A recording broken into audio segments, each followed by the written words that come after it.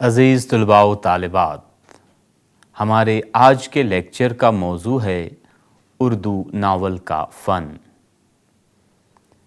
موجودہ ثقافتی صورتحال میں ہر لمحہ بدلتی زندگی اور اس کی قدروں کے حوالے سے اصناف ادب کے صنفی و حیتی امتیازات بھی ٹھوس اور مجرد کے بجائے سیال اور تغیر پذیر ہو گئے ہیں۔ ایک صنف کی حیتی حدیں دوسرے صنف کی حدوں کو چھونے لگی ہیں، چنانچہ ناول کے صنفی اور حیتی امتیازات میں بھی نمایاں تبدیلیاں رونما ہوئی اور ہو رہی ہیں۔ اس لیے ایک طرف جہاں ناول کیا ہے اس سے متعلق تمام سابقہ وضاحتوں کے آگے کئی سوالیہ نشانات لگ گئے ہیں، وہیں یہ سوال بھی سامنے آنے لگا ہے کہ ناول کا نیا صنفی تصور کیا ہے؟ کہانی کی کس شکل کو ناول کا نام دیا جا سکتا ہے؟ نذیر احمد اور پریم چند سے لے کر قرۃ العین حیدر، عزیز احمد تک، راجندر سنگھ بیدی، کرشن چندر، شوکت صدیقی اور جوگندر پال سے لے کر حسین الحق اور مشرف عالم ذوقی تک ناول کی تخلیق اور ناولوں کی تعبیر و توضیح کے لیے چند بندے ٹکے ضابطے رہے ہیں۔ ناول کو زندگی کا عکاس اور ترجمان کہا جاتا رہا ہے، لیکن 20ویں صدی کے آخر تک آ کر تہ در تہ پیچیدگیوں اور تضادات کے سبب زندگی اس قدر مسئلہ خیز ہو گئی ہے کہ ناول میں زندگی کی عکاسی اور ترجمانی بھی ایک مسئلہ بن گئی۔ سوال یہ پیدا ہوتا ہے کہ ہر لمحہ ہاتھ سے پھسلتی، باغتی اور بدلتی زندگی کے کس پہلو کی عکاسی اور ترجمانی کی جا سکتی ہے، اور کیا اس طرح کی گئی کوئی بھی عکاسی یا ترجمانی نئے لمحوں کی نئی زندگی کے سامنے پرانی اور بے معنی نہیں ہو جاتی ہے؟ اس لیے پہلی بات تو یہی سامنے آئی کہ آج کا ناول صنفی اعتبار سے محض زندگی کی عکاسی یا ترجمانی نہیں ہے، بلکہ تیزی سے باغتی بدلتی زندگی کی رنگا رنگ تکثیری پہلوؤں کو ممکنہ حد تک گرفت میں لے کر انہیں فطری اور آزادانہ طور پر فنی و تخلیقی محاسن کے ساتھ پیش کرنے کی ایک افسانوی کوشش کا نام ناول ہے۔ لیکن آج کے ناولوں کے تاریخی تسلسل کا حصہ کے طور پر مطالعہ کیا جائے تو یہ بات بھی ضروری ہے کہ ناول کے سابقہ صنفی تصور اور ناول کے معنی و مفہوم کا بھی جائزہ لیا جائے۔ ناول کا لفظ اطالوی زبان سے مشتق ہے۔ سب سے پہلے یہ لفظ 14ویں صدی عیسوی میں سامنے آیا۔ اس کی اصل نویلا سٹوریا ہے، جس کا مطلب تازہ کہانی تھا، لیکن بعد میں ناول کا لفظ اس کہانی کے لیے مخصوص ہو گیا جو نثر میں لکھی گئی ہو اور جس میں رومانی قصہ کرداروں کی مدد سے پیش کیا گیا ہو۔ ناول کا لفظ سب سے پہلے اٹلی کے ایک دانشور بوکوشیو نے استعمال کیا۔ بوکوشیو کے بعد اس صنف کے ساتھ ساتھ یہ لفظ ناول بھی دوسری زبانوں میں پہنچا اور رفتہ رفتہ قصہ گوئی کی ایک مخصوص حیت اور تکنیک کو ناول کا اصطلاحی نام دیا گیا۔ بعد میں مختلف عہد اور مختلف زبانوں میں مختلف فنکاروں نے ناول کی مختلف تعریفیں کی۔ اس میں کوئی شک نہیں کہ ناول ہماری تہذیبی زندگی کی وہ افسانوی صنف ہے جس کو آج وہی اہمیت حاصل ہے جو کسی زمانے میں لوک کہانیوں کو حاصل تھی۔ ناول کا فن اس مخصوص افسانوی حیت و تکنیک سے عبارت ہے جس میں کہانی کے پس پردہ سماجی شعور کی ترجمانی زیادہ حقیقت پسندانہ انداز میں کی جاتی ہے۔ ناول کی سب سے بڑی امتیازی خصوصیت یہ ہے کہ سماجی اور طبقاتی کشمکش کو زیادہ حقیقت پسندی کے ساتھ پیش کرتا ہے، اور یہی وہ بنیادی اور حقیقی معیار ہے جو فنی اور تخلیقی سطح پر پست و بلند اور کامیاب و ناکامیاب ناول کے درمیان فرق کرنے میں مددگار ثابت ہوتا ہے۔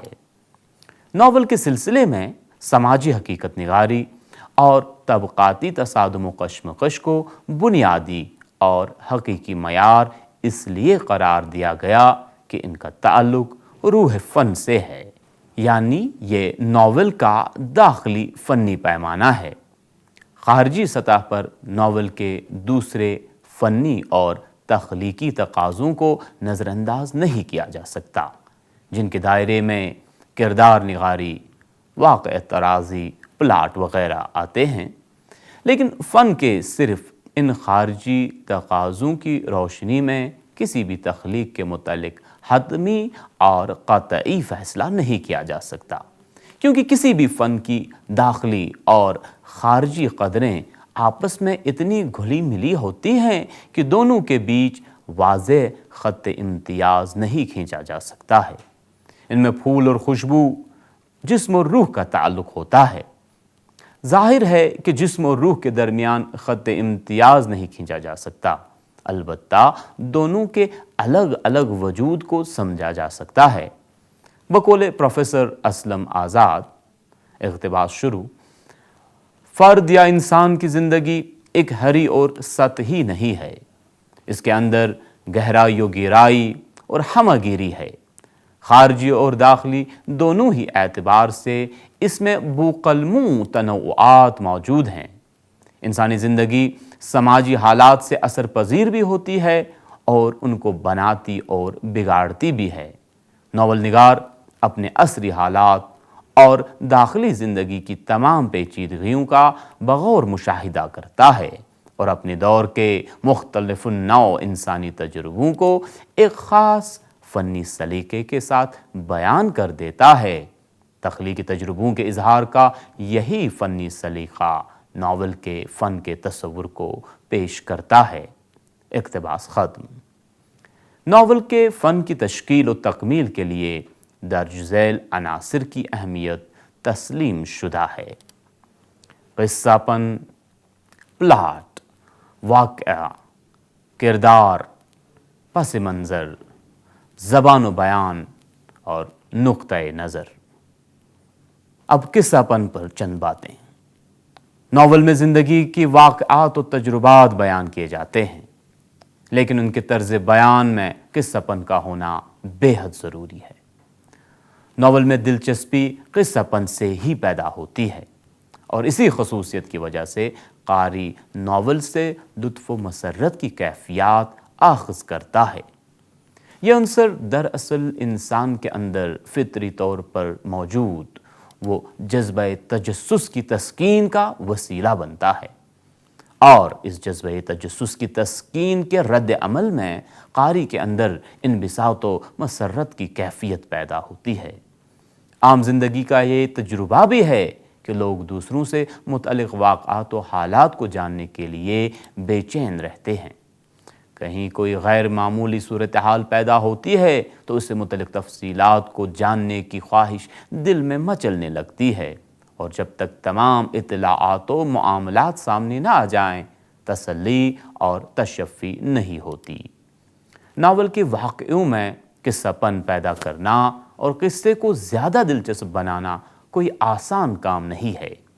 کسی کے اندر یہ قوت خدا داد ہوتی ہے کہ قصے کو زیادہ دلچسپ بنا سکتا ہے، لیکن بعض ناول نگار اپنی تمام تر محنتوں کے باوجود قصے کو زیادہ دلچسپ نہیں بنا پاتے۔ بہرحال یہ عنصر خواہ کسی درجے میں ہو، ناول میں اس کا موجود ہونا ضروری ہے۔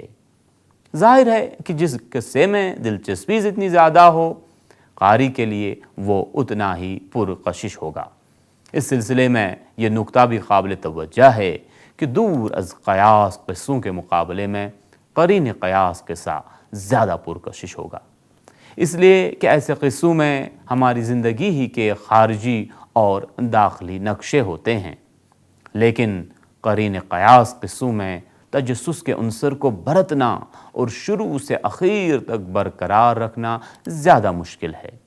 دور از قیاس یا فرضی قصوں میں फौक الفطری वाक़आत و अनासिर के वसीले से हैरतनाकी और अजूबगी पैदा कर लेना आसान है, मगर इसमें हकीकी ज़िंदगी की चमक दमक और कशिश नहीं होती। हक़ाइक़, हयात की बसीरत और तजुर्बात के शऊर की कमी ऐसे क़िस्सों को बेखैफ बना देती है। नावल का प्लाट। नावल में प्लाट रीढ़ की हड्डी की हैसियत रखता है। नावल के प्लाट की तश्कील का फ़न तामीर के फ़न के मुतरादिफ है। अच्छे प्लाट के लिए तकनीकी हुनरमंदी ज़रूरी है। जिस तरह मेमार इमारत को खूबसूरत बनाने के लिए इसके मुख्तलिफ़ हिस्सों को सलीक़े और खुश असलूबी से तैयार करता है कि अज्ज़ाए जितनी एहतियात से फ़ितरी तौर पर मरबूत होते हैं, प्लाट इतना ही मुकम्मल, मौसर और दिलकश होता है। उसकी कामयाबी की निशानी ये है कि इसमें तहय्युर व तअज्जुब की कैफियत ज़्यादा से ज़्यादा होती है। प्लाट के मुख्तलिफ़ मराहिल में तब क्या हुआ का सवाल जितनी तेज़ी से नुमायाँ होगा, नावल का प्लाट उतना ही असर अंगेज़ होगा। नावल के क़िस्सा और प्लाट में फ़र्क है। क़िस्सा तो ड्रामे में भी बहुत होता है, दास्तान और अफ़साने में भी। नावल का प्लाट दूसरी तमाम असनाफ़ क़िस्सा से अलग होता है। नाक़दीन के मुताबिक नावल के एक साफ़ और सीधे हिस्से में नावल के तमाम किरदारों के खालो ख़त रोशन किए जाते हैं और उनका तारुफ़ पेश किया जाता है। इसके साथ साथ नावल के वाक़आत की पेशकश के लिए इब्तिदाई फ़ज़ा तैयार होती है। दूसरे हिस्से में इन वाक़आत के अंदर पेचीदगी पैदा होने लगती है और किरदारों से मुतअल्लिक़ मामलों में गुत्थियाँ पड़ने लगती हैं। तीसरे हिस्से में ये तमाम पेचीदगियाँ और गुत्थियाँ नुक़्ते उरूज पर पहुँच जाती हैं। चौथे हिस्से में वाक़आत और किरदारों की उलझनें कम होने लगती हैं और मजमूई फ़ज़ा में सुलझाव के आसार पैदा होने लगते हैं। प्लाट का पाँचवां हिस्सा इख्तितामी होता है। इस हिस्से में तमाम वाक़आत फ़ितरी अंजाम पर पहुँचते हैं और किरदारों की अमली सरगर्मियाँ मुकम्मल हो जाती हैं। इन तमाम मरहलों में गहरा राबिता और तसलसल होता है। नावल का क़िस्सा प्लाट में इतनी खुश असलूबी और फ़नी सलीक़ामंदी से ढला होता है कि कहीं पर यह सिलसिला वाक़आत का टूटता हुआ मालूम नहीं होता। नावल निगार प्लाट की तश्कील के दौरान गैर ज़रूरी वाक़आत की काट छांट ठीक वैसे ही करता है जिस तरह माली चमनबंदी के दौरान शाखों और पौधों के फाजिल हिस्सों की कतर बयूनत करता है। तश्कील के एतबार से प्लाट की दो किस्में होती हैं। प्लाट की एक किस्म ढीली डाली होती है और दूसरी जामे और गुट्ठी हुई होती है। नावल का मयारी प्लाट दरअसल वो होता है जिसमें इन दोनों का तवाज़ुन मलहूज़ रखा जाए तो मेकानिकी रंग पैदा हो जाता है। ये दोनों ही प्लाट के हुस्न और असर पर हर्फ लाती हैं। प्लाट के मजमूई तासुर के हुस्न को कायम रखने के लिए एतदाल की राह को इख्तियार करना ज़रूरी है। प्लाट की तश्कील का यही अंदाज़ वाक़आत के तसलसल बयान की फ़ितरी जाज़बियत में निखार पैदा करता है। वाक़आत। नावल का क़िस्सा छोटे बड़े वाक़आत पर मुश्तमिल होता है। ये वाक़े इनफ़िरादी और इज्तिमाई, शख्सी और मुआशरती ज़िंदगी के तजुर्बात से आख़ज़ किए जाते हैं। नावल निगार अपने गिरदो पेश के हालात और असरी मामलात व मसाइल का गहरा मुशाहिदा भी करता है और ख़ुद अपने तजुर्बात को भी पेश नज़र रखता है। अपने ख़ास नावल के लिए मौजू की मुनासिबत और मुताबिकत का लिहाज रखते हुए वो चंद ख़ास वाक़आत का इंतख़ाब करता है और इन्हें उनकी ज़रूरी जुज़ियात के साथ एक फ़ितरी तरतीब में पिरो देता है।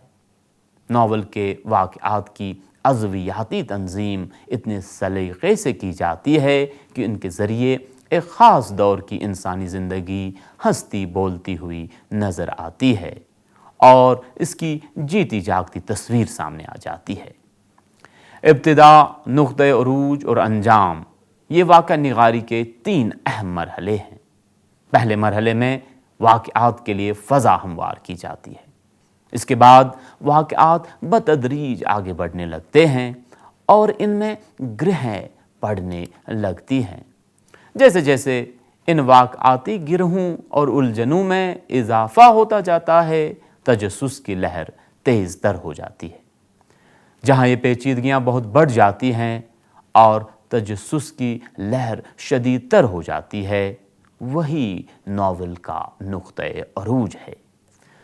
نقطۂ عروج پر پہنچنے کے بعد واقعات دھیرے دھیرے نشیبی حصے میں داخل ہوتے چلے جاتے ہیں، حتیٰ کہ ناول کے آخر تک آتے آتے یا اپنے فطری انجام پر پہنچ جاتے ہیں۔ کردار: واقعات افراد و واقعات یعنی کردار کے بغیر رونما نہیں ہو سکتے۔ عرضی ماحول سے متعلق واقعات کی پیشکش کے لیے تو افراد کی ضرورت ہے۔ فرضی واقعات بھی افراد کے بغیر پیش نہیں کیے جا سکتے۔ ناول نگار اپنے قصے میں واقعات کا جو ماحول بیان کرتا ہے، اس کے کردار بھی اسی ماحول سے ماخوذ ہوتے ہیں۔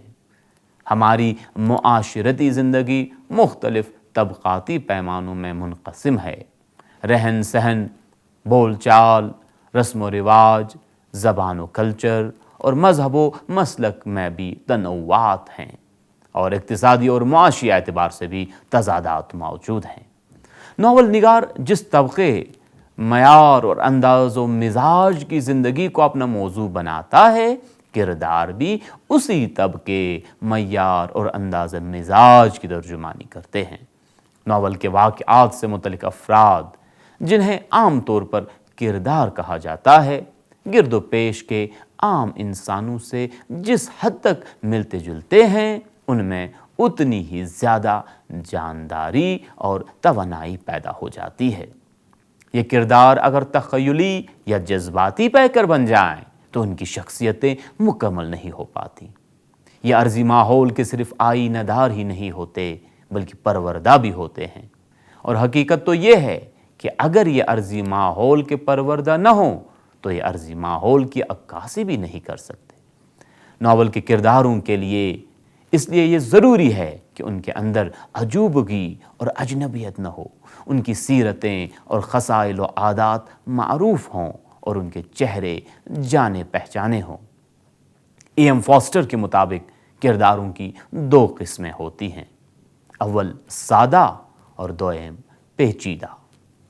فاسٹر نے سادہ اور پیچیدہ کرداروں کے مابین فرق اور امتیاز کا ایک واضح خط تقسیم کھینچ دیا ہے۔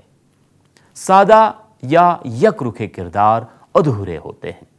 ایک سادہ کردار کسی ایک خاص وصف کا پیکر اور نمائندہ ہوتا ہے۔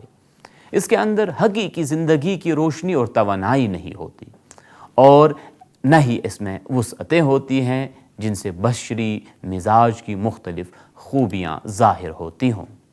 اس کی سیرت میں نشیب و فراز کی وہی کیفیت ملتی ہے جو عام انسانی مزاج کی خصوصیت ہے۔ یہ محض شرکا یا نمائندہ نہیں ہوتے، یہ صرف نیکی یا بدی کا پیکر نہیں، اس کی سیرتی رنگا رنگی اس کی واقعیت شعاری کو ظاہر کرتی ہے۔ اس کے اندر اپنے دور کی زندگی کی سرگرمیوں کو پیش کرنے کی پوری صلاحیت ہوتی ہے۔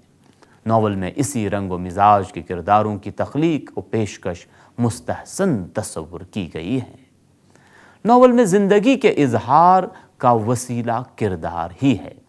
یہ کردار ہماری حقیقی زندگی سے جتنا زیادہ قریب ہوں گے، ناول میں پیش کردہ زندگی کی واقعیت اتنی ہی پرکشش اور بااثر ہوگی۔ ایک ناول میں عموماً 2 سطح کے کردار ہوتے ہیں۔ ایک یا 2 کردار مرکزیت کے حامل ہوتے ہیں، جن کو ناول کا ہیرو اور ہیروئن کہا جاتا ہے۔ دوسری سطح کے کردار ضمنی اور ذیلی کردار کی حیثیت رکھتے ہیں۔ یہ ضمنی اور ذیلی کردار مرکزی کرداروں کی تکمیل اور مدد کے لیے لائے جاتے ہیں۔ مرکزی کردار واقعات کے انجام تک سرگرم عمل رہتے ہیں۔ ضمنی اور ذیلی کردار واقعاتی لہروں ہر وقتاً فوقتاً ابھرتے اور ڈوبتے رہتے ہیں۔ یہ محدود وقتوں کے لیے نمایاں ہوتے اور اپنے حصے کا رول ادا کر کے غائب ہو جاتے ہیں۔ ناول کے واقعات دراصل مرکزی کرداروں ہی کے واقعات ہوتے ہیں جن کی مربوط زندگی ہمارے سامنے آتی ہے۔ ان تمام کرداروں کی کامیاب تخلیق کا ایک بنیادی تقاضا یہ ہے کہ ان کے خارجی اعمال داخلی قوائف سے پوری طرح مماثلت اور مطابقت رکھتے ہوں۔ اگر خارجی پہلوؤں پر ضرورت سے زیادہ زور دیا جائے تو یہ کھوکھلے پیکر بن کر رہ جاتے ہیں، اور اگر داخلی پہلو پر زیادہ توجہ دی جائے تو یہ جذباتی اور حسی پیکر بن جاتے ہیں۔ ان دونوں جہتوں کا امتزاج کردار کے حقیقی خال و خط کو نمایاں کرتا ہے۔ ناول میں کرداروں کی سیرت کے تمام پہلو اچانک سامنے نہیں آتے۔ واقعات جیسے جیسے آگے بڑھتے ہیں، کرداروں کی ذہنی، جذباتی اور عملی سرگرمیاں واضح ہوتی جاتی ہیں، اور رفتہ رفتہ یہ کھل کر ہمارے سامنے آ جاتے ہیں۔ ان سے ہماری قربت اور دلچسپی بھی اسی مناسبت سے بڑھتی جاتی ہے۔ پس منظر ناول کا ایک اہم حصہ ہے۔ ناول کے واقعات اور کرداروں کا ایک خاص پس منظر ہوتا ہے۔ دنیا کے تمام واقعات اپنا زمانی اور مکانی پس منظر رکھتے ہیں۔ انسانی معاشرے کے افراد کا بھی اپنا زمانی و مکانی پس منظر ہوتا ہے۔ ناول کے واقعات اور کرداروں کی عملی سرگرمیوں سے اگر زمان و مکان کے عناصر حذف کر دیے جائیں تو ان کے حسن و اثر کی قوت زائل ہو جاتی ہے۔ ہر واقعہ اپنے اپنے متعلقہ عہد میں ہی معنی خیز ہوتا ہے، اور ہر کردار اپنے ہی دور میں اثر انگیز ہوتا ہے۔ اسی طرح ہر واقعہ کے رونما ہونے کی ایک جگہ ہوتی ہے، اور ہر کردار کے متحرک اور سرگرم میں عمل رہنے کی بھی خاص جگہیں ہوتی ہیں۔ ہر عہد کے اپنے خیالات اور ہر جگہ کے اپنے تقاضے ہوتے ہیں۔ ناول کا واقعہ انہی حالات اور تقاضوں کے پس منظر میں بامعنی بنتا ہے۔ پس منظر کی آئینہ داری ہی دراصل معاشرہ نگاری ہے۔ ناول کے واقعوں اور کرداروں کا زمانہ اور جگہ متعین نہ ہو تو معاشرہ نگاری مبہم بن جاتی ہے۔ معاشرے کے یہ دونوں اجزاء یعنی زمانہ اور مقام متعین ہو تو معاشرہ نگاری بھی حقیقت پسندانہ ہو جاتی ہے۔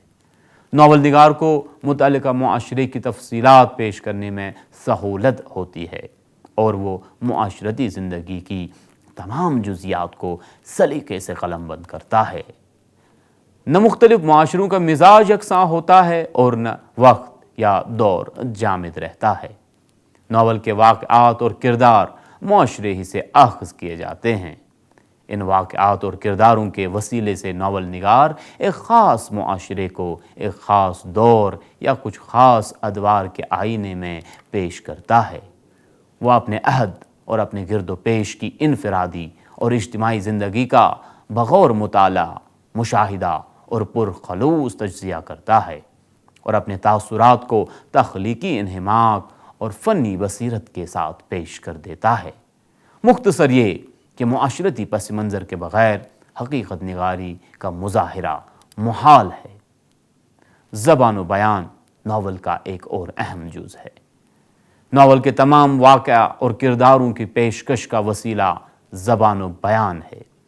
کرداروں کے حرکات و سکنات اور جذب و فکر زبان و بیان کے ذریعے سامنے آتے ہیں۔ واقعات کے اظہار اور کرداروں کی بات چیت کی زبان صاف و سادہ اور سہل و عام فہم ہوتی ہے۔ مکالمہ ناول کے فن کا ایک نہایت اہم عنصر ہے، اور یہ مکالمے لفظوں اور جملوں سے ترتیب دیے جاتے ہیں۔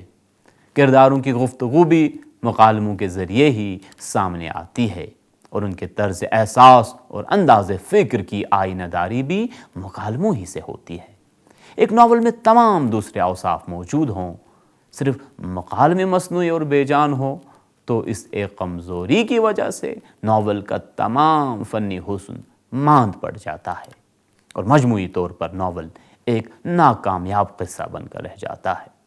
مکالمہ نگاری کی خوبی و کامیابی کا راز اس میں ہے کہ کرداروں کی باہمی گفتگو ہماری عام زندگی کی گفتگو سے ملتی جلتی ہو۔ انداز گفتگو یا لب و لہجہ میں ایسا تکلف اور تصنع نہ ہو کہ قاری اس کے غیر حقیقی ہونے کو محسوس کر لے۔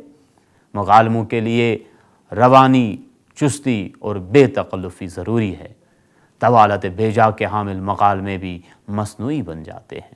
مکالموں کے لب و لہجے کی بے ساختگی ہی ان کو سریع الاثر بناتی ہے۔ الفاظ کی ثقالت اور جملوں کی پیچیدگی بھی مکالموں پر خراب اثر ڈالتی ہے۔ ناول کے واقعات ان مکالموں کے ذریعے بھی آگے بڑھتے ہیں اور جا بجا ناول نگار کے بیانات بھی ان کو آگے بڑھاتے ہیں۔ ان بیانات میں بھی حقیقت پسندانہ انداز کا ہونا ضروری ہے۔ واقعات کا پس منظر اور پیش منظر سے پوری طرح وابستہ ہونا چاہیے۔ ایسا نہ ہو کہ کوئی بیان واقعاتی ربط و تسلسل سے غیر مطلق ہو کر واقعات میں فطری جامعیت برقرار رکھی جائے اور واقعات کے گھٹاؤ میں کوئی خلل پیدا نہ ہو۔ مکالموں اور بیانات کی کمزوری ناول کے واقعات کو بے کیف اور بے اثر بنا دیتی ہے اور مجموعی طور پر ناول کے حسن پر اس کا منفی اثر پڑتا ہے۔ ناول کا آخری اہم حصہ نظریہ حیات ہے۔ ناول نگار زندگی کو ذاتی تجربوں کے پس منظر میں پیش کرتا ہے۔ اس کے مطالعے کی وسعت اور مشاہدے کی باریکی اس کے تخلیقی تجربوں میں وہ تہداری پیدا کرتی ہے جس سے انسان کی خارجی اور داخلی زندگی تمام نفسی کیفیتوں کے ساتھ سامنے آ جاتی ہے۔ ظاہر ہے کہ زندگی کی یہ تخلیق جدید نقطۂ نظر کے بغیر نہیں ہو سکتی ہے، خاص طور پر ایسی صورت میں کہ جب زندگی خود بامقصد ہے۔ انفرادی اور اجتماعی، شخصی اور معاشرتی سرگرمیوں کے سلسلے میں ناول نگار کی اپنی پسند و ناپسند اور اپنی رائے ہوتی ہے۔ اسی سے اس کے نظریہ حیات کا انکشاف ہوتا ہے۔ ناول میں نقطۂ نظر اس کے فنی تقاضوں کے تابع ہوتا ہے اور اس کا اظہار بالکل فطری رنگ میں ہوتا ہے۔ معیاری اور کامیاب ناول میں یہ تمام عناصر و اجزاء ایک دوسرے سے پوری طرح ہم آہنگ ہوتے ہیں۔ ناول نگار اپنی سلیقہ مندی سے ان کے بہترین اور مکمل امتزاج تک پہنچنے کی کاوش کرتا ہے۔ یہ امتزاج جتنا خوبصورت ہوتا ہے، ناول اتنا ہی کامیاب ہوتا ہے۔ عزیز طلباء، مجھے امید ہے کہ آج کے لیکچر سے آپ نے ناول کے فن کے بارے میں کما حقوق واقفیت حاصل کی ہوگی۔ کسی اور موضوع کے ساتھ اگلے لیکچر میں انشاءاللہ حاضر ہوں گے۔ تب تک کے لیے خدا حافظ۔